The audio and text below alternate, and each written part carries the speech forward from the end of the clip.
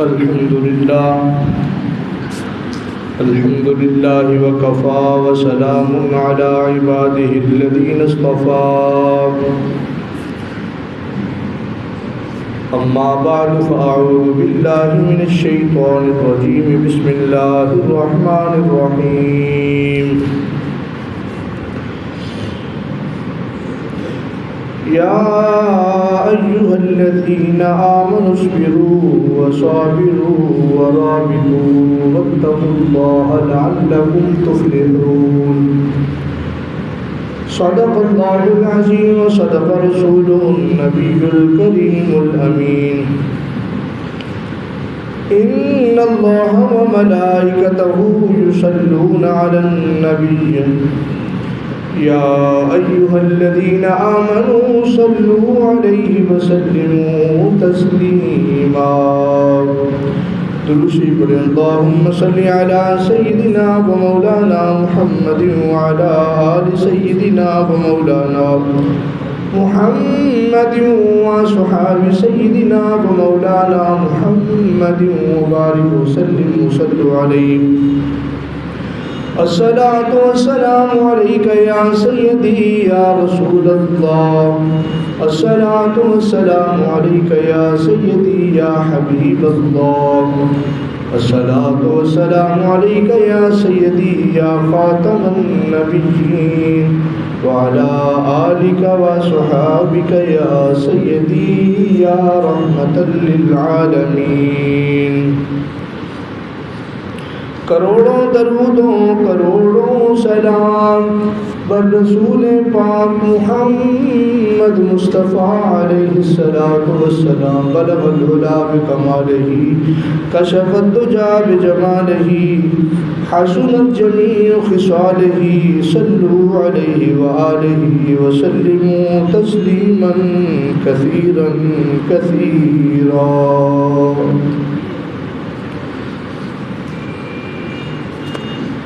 حمد و ثنا کے بعد دعا ہے اللہ تعالیٰ میری اور آپ کی حاضری اپنے پاک بارگاہ میں حضور مقبول فرمائے. اللہ جل شانہ پروردگار عالم کی توفیق سے اللہ کے گھر میں جمعہ کی نماز کے لیے حاضری کے لیے میں اور آپ سب حاضر ہوئے. اللہ تعالیٰ ہم سب کی حاضری کو حضور مقبول فرمائے اور ہمارے لیے یہ تمام لمحات بخشش اور برکت کا سبب بنائے، بخشش کا دنیا و آخرت میں کامیابی کا ذریعہ بنائے. اللہ رب العالمین پروردگار عالم نے قرآن مجید فرقان حمید کے اندر ارشاد فرمایا یا ایھا الذین آمنوا اصبروا وصابروا ورابطوا واتقوا اللہ لعلکم تفلحون. اے ایمان والو، جب کبھی تمہیں آزمایا جائے تو اس آزمائش پر صبر کرو. وصابروا، اور ایسے صبر کرو کہ تمہارا صبر قابل دید ہو، اللہ کو مقبول ہو جائے. ورابطو، اور اللہ پروردگار عالم وحدہ لا شریک سے رابطے میں رہو. واتقوا اللہ، اور اللہ سے ہر گھڑی ڈرتے رہو. لعلکم تفلحون، تاکہ تم کامیاب ہو جاؤ، فلاح پانے والے ہو جاؤ. اللہ رب العالمین پروردگار عالم نے اہل ایمان کو یہاں یہ فرمایا کہ اے ایمان والو، اصبروا، صبر کرو جب بھی تمہیں کوئی آزمائش آئے. وصابروا، اور بہترین خالص صبر کرو جو اللہ کو پسند آ جائے. اور ان صابروں کی طرح کرو جنہوں نے پہلے آزمائشوں میں صبر کیا، ان کی راہ پہ صبر کرو، ورابطو، اور اللہ سے رابطہ بڑھا دو، اللہ سے رابطے میں رہو۔ اس سے مراد کیا ہے کہ جب بھی کوئی پریشانی آئے، کوئی دکھ تکلیف آئے، کوئی آزمائش آئے، تو اللہ رب العالمین پروردگار عالم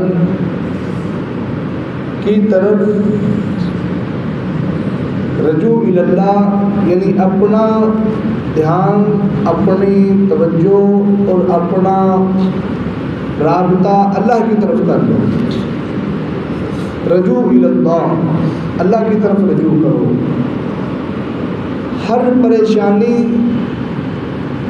ہر دکھ مصیبت تکالیف سے نکالنے والی وہی ذات ہے، اسی کی طرف رجوع کرو۔ اور یہی طریقہ نبی کریم علیہ السلام کا ہے اور صحابہ کرام کا۔ آقا کریم علیہ السلام جب بھی مشکل وقت آتا، پریشان ہوتے، تو آپ اللہ کی طرف رجوع کرتے، جبکہ آپ تو ہر وقت اللہ کی طرف آپ کا دھیان ہوتا، لیکن آپ عبادت میں، سجدوں میں اور اللہ کی طرف توجہ اور بڑھا دیتے۔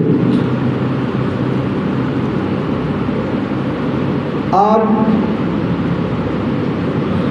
محرم الحرام کے کرب و بلا کے مہینے میں جو امتحان ہوا، اس امتحان کو ذرا دیکھیں کہ نواسہ رسول امام علی مقام علیہ السلام نے جب دیکھا کہ یہ یزیدی کسی بھی طرح کسی بات کو نہیں مان رہے، تو فرمایا کہ ہمیں ایک رات اور دیں، ہم اپنے رب کو راضی کر لیں۔ اور وہ پوری رات اللہ کی بارگاہ میں اپنے رب کو راضی کرتے رہے۔ تو سبب یہی ملتا ہے کہ جب بھی کوئی آزمائش آئے، مشکل آئے، تکالیف آئیں، تو رجوع الی اللہ ورابطو، اللہ کی طرف رابطہ کر لو، صبر کرو اور اللہ سے رابطہ کر لو۔ تمہاری ہر مشکل، ہر تکلیف، ہر دکھ، ہر بیماری کو جب اس سے رابطہ کر لو گے تو وہی حل کرے گا، وہی دور کرے گا، وہی اس سے نکالے گا۔ اس سے بڑھ کر کوئی نہیں جو نکال سکے۔ واتقوا اللہ، اور ہر معاملے میں ہر وقت اللہ سے ڈرتے رہو، لعلکم تفلحون، تاکہ تم کامیاب ہو جاؤ۔ اللہ رب العالمین پروردگار عالم وحدہ لا شریک جب بھی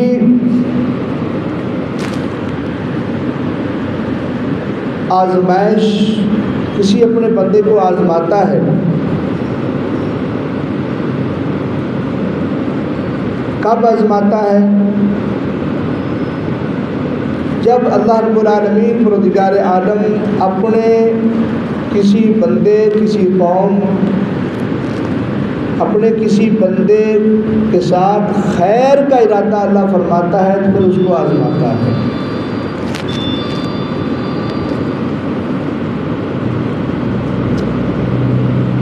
خیر کا ارادہ جب اللہ فرماتا ہے تو اس وقت پھر آزماتا ہے۔ تو یہ اللہ کی طرف سے آزمائش ہوتی ہے۔ ہر آزمائش پر، آزمائش کب ہوتی ہے کہ جو اللہ رب العالمین پروردگار عالم کی دی ہوئی نعمتیں ہیں، ان نعمتوں کو اللہ تعالیٰ دے کر آزماتا ہے، پھر لے کر آزماتا ہے۔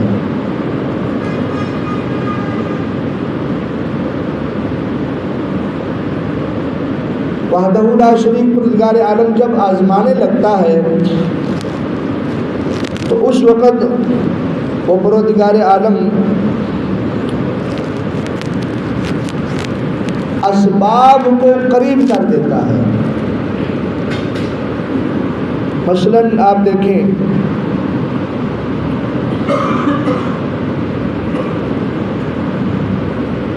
کہ بنی اسرائیل کی قوم کو اللہ رب العالمین پروردگار عالم نے فرمایا کہ اے میرے پیغمبر اے موسیٰ ان کو منع کر دو کہ یہ ہفتے والے دن مچھلیوں کا شکار نہ کیا کریں. ایک ہفتے والے دن مچھلیوں کا شکار نہ کیا کریں، یہ اللہ کا حکم ہے. باقی دن یہ شکار کرتے رہیں. اب اتوار سوار منگل بدھ جمعرات جمعے تک باقی دن جو ہے وہ ان پر شکار جو ہے وہ حلال تھا، اور ہفتے والے دن اللہ کا حکم تھا کہ شکار نہ کریں. اب باقی دنوں میں پانی میں وہ جو دریا تھا جس میں وہ شکار کرتے تھے، ان کو محنت سے ان کی جو مقدر کی مچھلیاں وہ ملتی تھیں. اور ہوتا یہ تھا کہ ہفتے والے دن جب وہ نہیں کرتے تھے شکار، تو ہفتے والے دن اس پانی میں مچھلیاں اتنی زیادہ کودتی تھیں، اتنی زیادہ نظر آتی تھیں کہ ان کو حیران ہوتے تھے کاش آج جو ہے وہ ہم شکار کرتے تو اتنی مچھلیاں ہمیں پکڑنے کو ملتی. جیسے کہہ دیں کہ ان کے منہ میں پانی آتا ہے. انسان ہمیشہ حرص و لالچ میں اترا رہتا ہے. اب وہ کچھ دن تو انہوں نے یہ صبر کیا، برداشت کیا، یہاں تک کہ شیطان ان کے پاس ایک بزرگ کی شکل میں آیا. اس نے کہا کہ اے لوگوں، میں تمہیں طریقہ بتاتا ہوں کہ یہ جو مچھلیاں ہیں یہ تمہارے پاس آ جائے کریں گی.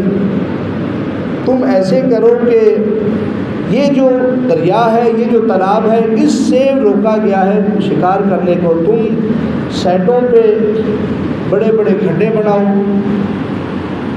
اور اس میں سے نالیاں بناؤ، اور نالیوں کا تعلق ان کے ساتھ جوڑ دو. وہاں سے یہ مچھلیاں نالیوں میں آ کر تمہارے ان کھڈوں میں جو چھوٹے چھوٹے تالاب ہوں ان میں اکٹھی ہو جائیں گی، اور تمہارا بہت زیادہ فائدہ ہوگا، اور تم اس سے شکار بھی نہیں کرو گے، جس سے منع کیا گیا. ایک غلط فہمی میں ڈالا، اور وہ جو لالچ تھا وہ پہلے ہی ان کا دل کر رہا تھا مچھلیوں کو دیکھ کر، اتنی زیادہ مچھلیاں، تو لہٰذا انہوں نے ایسے کرنا شروع کر دیا. اللہ رب العالمین پروردگار عالم نے اس قوم پر اس نافرمانی کی شکل میں کہ ہفتے والے دن جب تم پر حرام کر دیا ہے شکار مچھلیوں کا کرنا، تو تم نے یہ دوسری شکل نکال کر شکار تو کیا، یہ اللہ کے حکم کی نافرمانی کی، تو اللہ نے ان پر عذاب نازل کیا. اب یہاں جو کہنے کا مقصد یہ تھا کہ جب اللہ آزماتا ہے تو پھر آزمائش کے جس چیز سے آزماتا ہے وہ اسباب ان کے قریب کر دیتا ہے. یہ تمہارے سامنے یہ چیز ہے،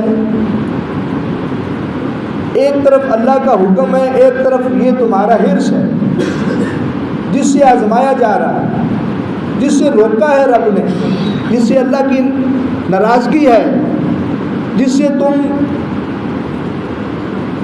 ناکام ہو جاؤ گے، فلاح نہیں پاؤ گے، تم پر عذاب ہوگا. ایک طرف تمہارے سامنے یہ ہے اور دنیا کا لالچ ہے، اور ایک طرف اللہ کا حکم ہے اور کامیابی ہے. ایک طرف تمہارا فنا ہونا ہے لیکن وہ لالچ ہے دنیا کا. اب تم کیا کرتے ہو؟ اب اس سبق سے وہ جو اسباب اللہ قریب کر دیتا ہے اسی سے سبق سیکھنا چاہیے. یعنی ہر انسان کے قریب ہر وقت کسی نہ کسی پورے دن میں کسی نہ کسی موڑ پہ ایسا سبب اس کے سامنے آتا ہے، ایسا موقع آتا ہے۔ مثلا ہمارے سامنے آنکھ کا گناہ آ گیا، اب اللہ اس کے رسول صلی اللہ علیہ وسلم نے آنکھ کے گناہ سے منع کیا ہے۔ ایک طرف ہم اس گناہ کو کریں تو اللہ اس کے رسول کی ناراضگی کا سبب بنے، اور ایک طرف ہم بچ جائیں، اللہ راضی ہو جائے۔ ادھر اللہ کا حکم ہے کہ یہ نہ کرو، ایک طرف ہمارے سامنے ہم اگر دودھ کا کاروبار کرتے ہیں تو پانی ہمارے قریب ہے، کوئی دیکھنے والا بھی نہیں، ایک طرف یہ سبب ہے کہ ہم اس میں دودھ میں پانی ملا لیں، ملاوٹ کر لیں، کوئی دیکھ بھی نہیں رہا، تو ایک طرف اللہ کا حکم ہے، اس کے رسول صلی اللہ علیہ وسلم کا حکم ہے کہ ملاوٹ کرنے والا ہم میں سے نہیں۔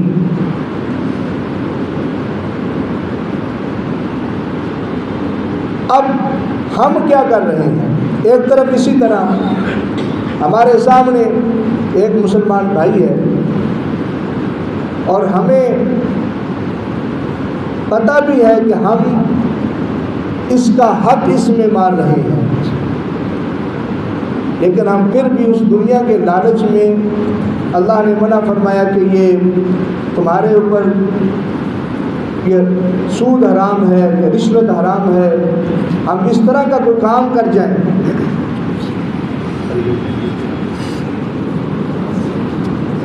ہم اس طرح کا کوئی قدم بڑھائیں، کوئی کام کریں کہ جس سے اللہ نے واضح منع کیا ہے۔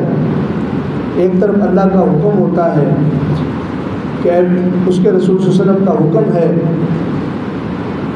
اور ایک طرف ہم وہ کر رہے ہیں، اسباب ہمارے قریب ہوتے ہیں، وہ گناہ جو ہم پہ پیسہ رشوت کا حرام ہے وہ ہمارے قریب آ رہا ہے، وہ ہمیں کہا جا رہا ہے کہ یہ کسی طرح قبول کر لیں اور یہ کام کر دیں، لیکن ایک طرف اللہ رسول کا حکم ہے تو ہم ترجیح کس کو دیتے ہیں؟ یہی آزمائش کا وقت ہوتا ہے، وہ ایک لمحہ ہم نے فیصلہ کرنا ہے کہ ہم نے اس جو اللہ رسول نے کام ہم پہ حرام جو کیا ہے، جو رزق حرام کیا ہے، جو کام حرام کیا ہے۔ 3 لوگ مشکل میں پھنس گئے، حدیث میں آتا ہے کہ وہ جا رہے تھے، بارش آ گئی، بہت زیادہ آندھی تھی، پہاڑ تھا، اوپر پتھر گر رہے تھے، تو انہوں نے کہا کہ کوئی پتھر گرے گا ہمارے اوپر، ہم ہلاک ہو جائیں گے، ہم کسی غار میں چھپ جاتے ہیں، کہیں پناہ لے لیتے ہیں۔ انہیں غار نظر آئی، وہ اس میں چھپ گئے، اوپر سے بڑا پتھر آیا، وہ غار کے منہ پہ آ گیا۔ اب انہوں نے بڑی کوشش کی کہ کسی طرح پتھر ہٹے اور ہم یہاں سے نکلیں، لیکن وہ پتھر ہٹنے کا تینوں نے مل کے زور لگایا، وہ نہیں ہٹ سکتا۔ اب وہ تینوں کی ابھی زندہ تھے، تینوں کی وہ قبر بن رہی تھی۔ اب انہوں نے بیٹھ کے سوچا کہ ہم کیا کریں کہ کیسے یہ پتھر ہٹے، نہ تو ہماری آواز جا سکتی ہے کہیں، نہ ہم کسی کو بلا سکتے ہیں، کچھ بھی ایسا ہمارے پاس ذریعہ نہیں ہے۔ انہوں نے بیٹھ کے فیصلہ کیا کہ ہم کوئی ایسا عمل اللہ کی بارگاہ میں پیش کرتے ہیں، اپنے گناہوں کی معافی مانگتے ہیں، اور اللہ کے حضور اپنے نیک اعمال میں سے کوئی ایسا عمل پیش کرتے ہیں کہ اللہ کو شاید وہ ہمارا پسند ہو، اس کا واسطہ دے کر ہم اس مشکل سے معافی خلاصی اللہ سے مانگتے ہیں۔ تو سب سے پہلے ایک شخص اس نے ہاتھ اٹھائے کہ اے اللہ، تو جانتا ہے کہ میرے والدین ضعیف اور بوڑھے ہیں، میں بکریاں چراتا ہوں، جب شام کو آتا ہوں دودھ نکال کے اپنے بچوں کو نہیں، پہلے اپنے والدین کو دیتا ہوں۔ ایک مرتبہ ایسا ہوا کہ میں بکریاں دیر سے آیا، لے کے دودھ نکالا، لیٹ ہو گیا اور میرے ماں باپ سو گئے، تو میرے بچے روتے رہے، میں نے اپنے بچوں کو دودھ نہ دیا، میں دودھ لے کے کھڑا ہو گیا، جب تک میرے ماں باپ کی آنکھ نہیں کھلے گی یہ نہیں پیے کہ میں اپنے بچوں کو نہیں دوں گا۔ اے اللہ، اگر میں نے یہ اپنے بچوں کی اتنی تکلیف اگر تیری رضا کے لیے صحیح ہے، اپنے ماں باپ کی فرما برداری ان کو راضی تیرے لیے کیا ہے، تو اے میرے مالک تو اس میری نیکی کو قبول فرما اور ہمارے لیے یہ راستہ بنا۔ دعا مانگی اور جب پتھر کو زور لگایا تو وہ تھوڑا سا ہلا. کہا کہ بھائی تم بھی دعا مانگو. دوسرے نے دعا مانگی کہ اے مالک تو جانتا ہے کہ میری چاچا زاد میری کزن تھی اور میں اس کے ساتھ زنا کا ارادہ رکھتا تھا, گناہ کا ارادہ رکھتا تھا. تو جو میں نے اس کو خوش کرنے کے لیے اس کو اپنے چنگل میں لے آیا, اور یہاں تک کہ جب میں گناہ کرنے لگا تو اس نے مجھے کہا کہ اے اللہ کے بندے اللہ سے ڈر جا, اللہ سے ڈر. اگر کوئی تجھے نہیں دیکھ رہا اللہ تو دیکھ رہا ہے, اللہ سے ڈر جا, تو یہ گناہ نہ کر. تو میں اے مالک تیرا ڈر میرے دل میں آ گیا, میں نے وہ اسباب جو میرے قریب آئے تھے اس سبب کو چھوڑ دیا, میں نے تیری رضا کی خاطر زنا سے بچ گیا. اے مالک اگر تیری رضا کے لیے میں بچ گیا تھا, تجھے راضی کرنے کے لیے میں نے وہ سبب چھوڑ دیا گناہ کا, اس گناہ کو چھوڑ دیا تھا, تو اے مالک ہماری مدد فرما, میری اس نیکی کو قبول فرما. پھر جب انہوں نے پتھر کو ہاتھ لگایا تو وہ کچھ اور زیادہ اٹھا, ابھی وہ نکل نہیں سکتے تھے. تیسرے نے دعا کی کہ اے مالک میں نے ایک مزدور رکھا اور جب شام کا وقت آیا تو کسی بات سے اس سے جھگڑا ہو گیا, وہ بغیر مزدوری لیے گھر چلا گیا. تو میں نے سوچا کہ اس کی مزدوری تو بنتی ہے میری طرف. میں نے اس مزدوری کی ایک بکری خریدی اور وہ بکری بڑھتے بڑھتے وہ ریوڑ بن گیا. یہاں تک میں نے انہی بکریوں کو کچھ بیچ کر ایک غلام خریدا جو اس کو چرواہا چراتا تھا. یہاں تک کہ وہی مزدور میرے پاس آ گیا, اس نے کہا کہ میری مزدوری رہ گئی تھی وہ دے دو. تو میں نے اسے کہا کہ یہ بکریاں بھی ساری تیری ہیں اور یہ چرواہا بھی تیرا ہے. تو اس نے کہا مجھ سے مذاق کر رہے ہیں. میں نے کہا نہیں, اسی مزدوری سے میں نے بکری خریدی اور یہ سب کچھ جو آج بڑا ہوا ہے یہ تیری مزدوری اور تیرا ہی حق ہے, یہ تو لے جا. اے میرے مالک اگر میں نے تیری رضا کے لیے یہ کیا ہے تو اے ہمارے مالک ہماری اس حلقے میں رکھ سکتا تھا, میرے قریب تھے, وہ سبب میرے پاس تھا, میں اس کو وہی مزدوری دے سکتا تھا. لیکن میں نے تیری رضا اور تجھے راضی کرنے کے لیے میں نے یہ دنیا کا لالچ چھوڑا اور میں نے یہ حق فیصلہ کیا اور میں نے تجھے راضی کیا. اے میرے مالک اگر میری نیکی تو نے قبول کر لی ہے تو ہماری مدد فرما, اس مشکل سے ہماری جان چھڑا. تو تینوں نے مل کے جب اس پتھر کو زور لگایا تو وہ پتھر غار سے ہٹ گیا اور تینوں اس مشکل سے بچ گئے, ورنہ وہ پتھر کوئی نہ ہٹاتا, وہیں وہ مر جاتے, وہیں ان کی قبر بنتی. مطلب یہ ہے کہ وَالرَّابِطُ جب بھی مشکل میں آ جاؤ, جب مشکل آئے تو صبر کرو, جب صبر کر کے پھر اللہ سے رابطہ کر لو. وَالرَّابِطُ اور اللہ سے رابطہ کر لو. وَاتَّقُوا اللَّهَ اور اللہ سے ہر وقت ڈرتے رہو. لَعَلَّكُمْ تُفْلِحُونَ تاکہ تم کامیاب ہو جاؤ. اللہ تعالیٰ ہمیں عمل کی توفیق عطا فرمائے. وَمَا عَلَيَّ إِلَّا الْبَلَاغُ.